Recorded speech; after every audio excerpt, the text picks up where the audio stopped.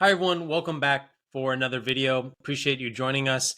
What we're talking about today is a challenge that many organizations are facing, and in some cases have been facing for the last year or two. And that is a decline in sales performance.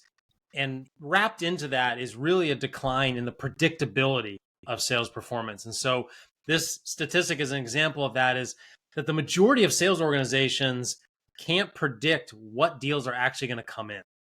Yeah. And as an organization, since you rely on that for a lot of financial decision making, and more importantly, it is a measurement of your understanding and effectiveness in the sales process, it's Right. a real problem for organizations. And so they're struggling with it. So what we want to talk Yeah. about today is what really is at the root of that problem, what are organizations doing, and maybe more importantly for you, what you can do about it.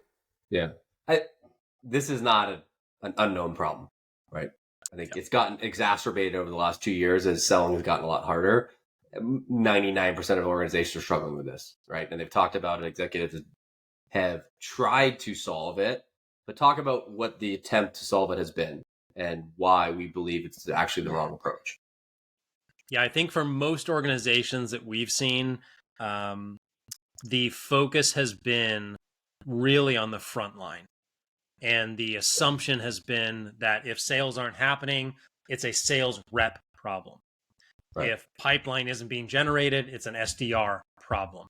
And so the perspective has been the solution to all of this is to fix the front line. And what folks have done to do that is they've invested in, well, maybe it's a sales methodology. Maybe they don't know how to do sales. So let's invest in sales methodology. Or it's they just need more coaching. They kind of got it, but they just need a little bit of refinement. So let's use a call recording tool. And then our managers will be able to coach them and their skills will go from wherever they are to where we need them to be. Or there's, investments in technology around, how do we know who's worthy of spending our time on? And so there's a higher propensity to buy from this person versus that person. And therefore, if we apply our energy there, it's going to do something different. Or it's, well, they just need to do more. They're not doing enough. Maybe they're not working hard enough, or we just think they're not being efficient. And so let's automate them and give them more and more. Right. And the net result of all of that is, for many organizations, some improvement in a lot of cases, more often than not, very inconsistent improvement. And you'll see pockets of reps or teams that actually adopt things and get better. But generally speaking, across the board, you don't see a big movement. Yeah. Our perspective is that none of those things are wrong.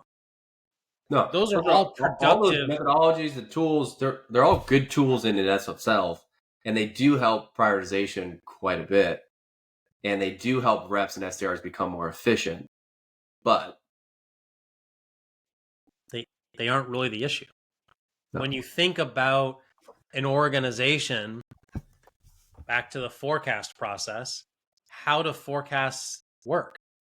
Forecast takes information from a rep to a manager, and then from a manager to executives.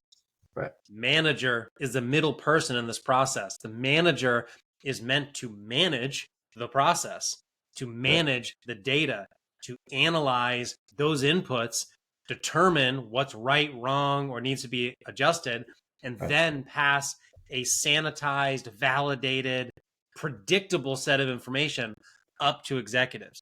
Right. So if that is not happening, the rep is not the root of the problem. Right.